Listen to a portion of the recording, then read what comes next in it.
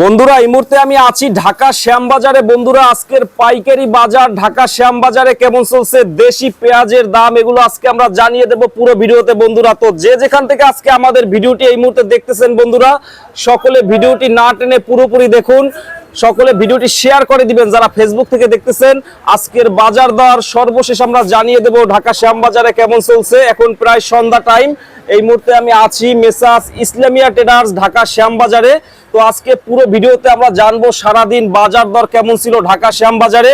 তো হাটের বাজারে আজকে কেমন বাজার ছিল সকলে আমাদের কমেন্ট বক্সে জানাবেন যে কেমন ছিল হাটের বাজার দর। বন্ধুরা তো ভিডিওটি না টেনে সম্পূর্ণ দেখুন। ফেসবুক থেকে যারা দেখতেছেন অবশ্যই ভিডিওটি সকলে শেয়ার করে দিবেন, সকলে শেয়ার করে দিবেন।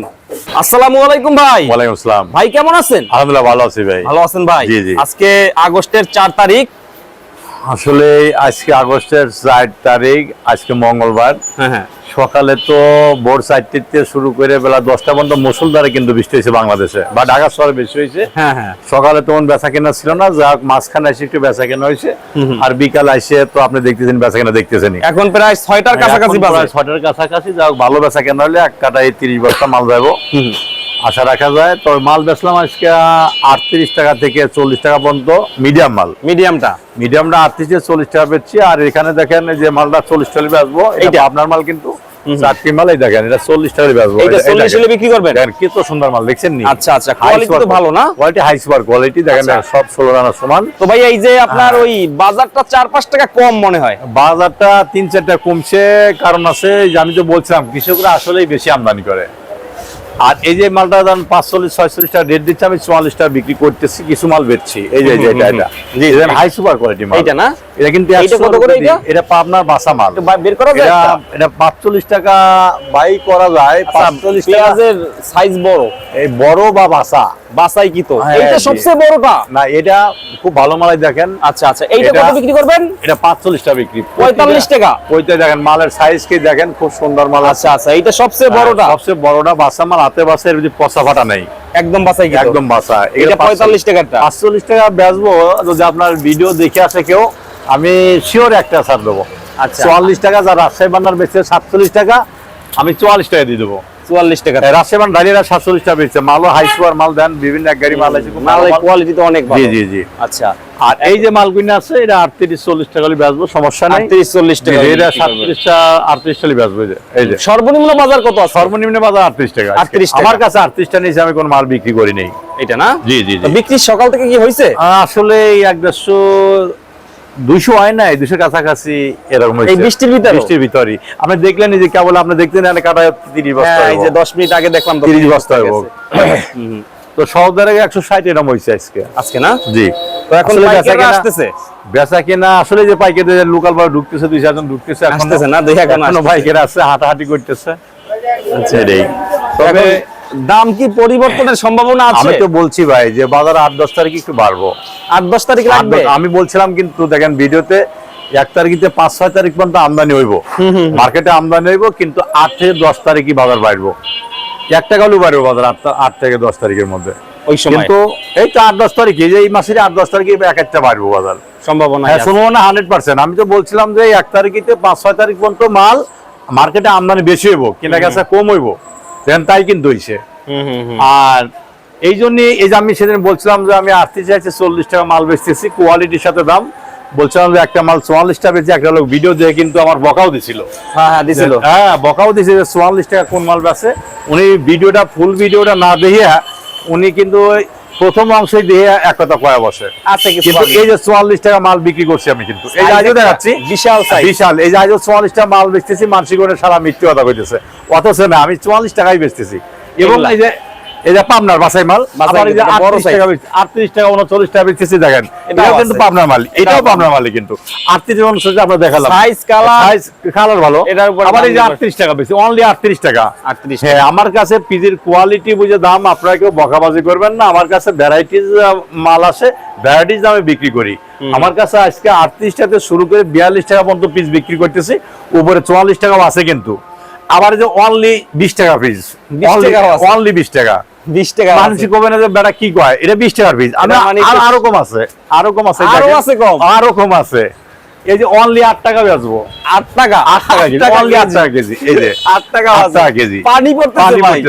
পানি এই যে একটা 10 টাকা বেচবো 10 টাকা বিভিন্ন, আমি বললাম না ভাই অনলি। এই যে পেঁয়াজগুলো নষ্ট হইতেছে, ঠিক আছে, এইটা তো ভালো ছিল পেঁয়াজটা, এটা তো পিস ভালো ছিল, এটা পড়তেছে পানি পড়তেছে, এটা কিন্তু কৃষকের চোখের পানি পড়তেছে আমি মনে করবো। কৃষকের চোখের পানি পড়তেছে এবং কৃষকের গায়ের ঘাম পড়তেছে এগুলা। এই যে কৃষক ক্ষতিগ্রস্ত হলো, এদিক তো সরকার টাকাই না, খালি মারামারি কনে কি হইতেছে, নাসির পাটোয়ারি কি করতেছে, অমুক কি করতেছে, এই টাইমে বান্নাতে আছে, কিন্তু কৃষকের কি হচ্ছে এদিক টাকার নজর নাই। দেখছেন খেলাটা কনে।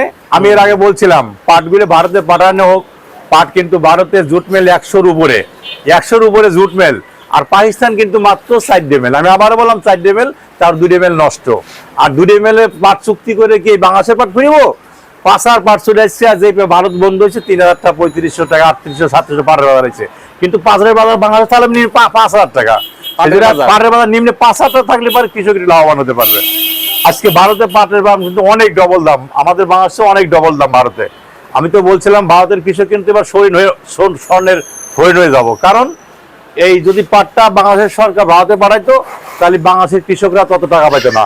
আমাদের বাংলাদেশের যদি পাটটা ভারতে যাইতো, যদি পাটটা আমদানি হতো, তো আমরা 5,000 টাকা বাজার পাতাম। এই মুহূর্তে যদি পাটটা আমাদের ভারতে না দিয়েও চায়না রাষ্ট্রে এবং রাশিয়া দিত, তাহলে কিন্তু কৃষকরা একটু লাভের আভাস দেখতে পারতো। সেজন্য বারবার আমি বলতেছি, এই মারামারি হাঁকাহাঁকি জ্ঞানদাম বাদ দিয়ে আপনার দেশটা ঠিকভাবে সিটি বইছেন চালান, যাতে মানুষ আপনাদের ভালো বলে এবং মানুষ সোনার বাংলায় থেকে যায়। সেই জন্য বারবার বলতেছি, পাটটা প্রধানমন্ত্রীর কাছে অনুরোধ করি, বাণিজ্য মন্ত্রীর কাছে অনুরোধ করি, পাটটা যেন চায়না রাষ্ট্রে এবং রাশিয়াতে রপ্তানি করা হয়। ভারত যদি নাও দেয়, চায়নাতে এবং রাশিয়াতে যদি বাংলাদেশ থেকে রপ্তানি করে, তাহলে পাটের কৃষকরা একটু লাভবান হতে পারবে। কাঁচামরিচ তো আমদানি করবে, কাঁচামরিচ সরকার বলছে 3 দিন আগেই বলছে যে, অর্থাৎ কাঁচামরিচ আমদানি করার বাইরে অনুমতি দিয়ে দিছে, সরাসরি অনুমতি দিয়ে দেশের লোক ইন্ডিয়াতে মরিচ আনতে পারবে। এগুলো আমি ভিডিওতে বলছিলাম যে আপনি কাঁচামরিচ আমদানি করেন, শুকনা মরিচ আমদানি করেন, ভারতের গরম মশলা আমদানি করেন, তেল আমদানি করেন, এইগুলো বলছিলাম, কিন্তু শুধু ভারতের পিসটা যেন বাংলাদেশে না আসে, সেই জন্য হয়তো জানাও যায় না, হয়তো ফলো টলো করতে পারে, বলা যায় না। এই যে অনুমতি দিয়ে বলছে যে কোনো রাষ্ট্রেতে কাঁচামরিচ আমদানি করা হোক। ইদানিং কাঁচামরিচ 250-300 টাকার কাছাকাছি না, এখন 200 টাকা নাই তো ভাই, 250 টাকা এখন কমছে না, পাইকারি। হ্যাঁ কমছে। আচ্ছা, কালকে বিক্রি হয়েছে 250 টাকা পাইকারি হয়েছে বিক্রি ঢাকাতে। তো এখন দাম কি বাড়বে সামনে? হ্যাঁ, পিজির দাম অবশ্যই বাড়বো। পিজির দাম না বললে তো আসলে কৃষক একটা ক্ষতিগ্রস্তের মধ্যেই থাকবে। আশা রাখা যায়, আমি তো বলেইছিলাম যে পিস তো 50%, 2 দিন আগে বলছিলাম 50% ফুরিয়ে গেছে, আর 50% পিস বাংলাদেশে আছে। এই 50-এর ভিতর আরো 15% পৌঁছবে, থাকবে 35%। 35% পিস এই ভাদ্র মাসের মধ্যে 10% আবার খাতি বিক্রি করবে, থাকবে 25%। 25%-এর ভিতর 10% আছে 20 পিস, 20 পিস আছে না, এই 20 পিস 10% আছে, আর থাকে 15%। এই 15% নেই আশ্বিন কার্তিক মাসে খেলা হবে। আমি এক কথাটা আবারও বললাম, এই 15% নিয়েই আশ্বিন মাসে খেলা হবো, আশ্বিন কার্তিক মাস এই 15% পিসেই খেলা হইব। আমি তো বলছি যে তাহলে পিস বাড়বে না কেন, দাম বাড়বে না কেন?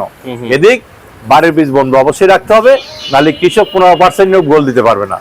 যদি ভারতের পিস আসেই যায়, তাহলে 15% পিস নিয়েও লাস্টে কৃষক গোল দিতে পারবো না। আর যদি ভারতের পিস না আসে, কৃষক অবশ্যই গোল দিবে, সম্ভাবনা অবশ্যই। যার ভালো থাকবে সঙ্গে সে পিস গোল হবে, সম্ভাবনা আছে।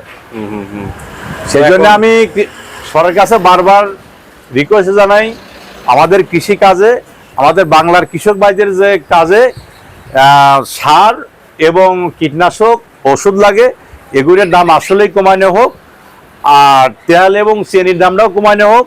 আমাদের রোজা সামনে আবার আসতেছে, মসুর ডালের বেশি প্রয়োজন। আমরা অনেকেই গরিব লোক মসুর ডাল সরিষা তেলের ভর্তা দিয়ে কিন্তু আমরা ভাত খাই, অনেকেই খায় এগুলা, কিন্তু এগুলো আসলে আমদানি করার বিশেষ প্রয়োজন মসুর ডালের। আর আমি একটা কথা না বললেই চলে না, সরকার তো কাঁচা মরিচের অনুমতি দিয়েই দিছে, কৃষকের জন্য হোক আর যার জন্য তাদের খাওয়াতে লাগে দিছে। একটা কথা না বললেই চলে না, এই বিদ্যুৎ নিয়ে দুটো কথা বলবো।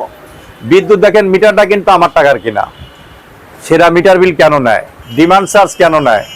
আর 50 ইউনিট থেকে 200 ইউনিট 5 টাকা 6 টাকা ইউনিট করা হোক, তাহলে তা না হলে পারে কৃষক বাঁচবে না। গরিবের যে আজকে 17 টাকা ইউনিট করা হয়েছে, 75 ইউনিটের পরে গেলেই 12 টাকা 15 টাকা 16 টাকা ইউনিট বিল লাগছে গরিবের কারেন্টের বিল।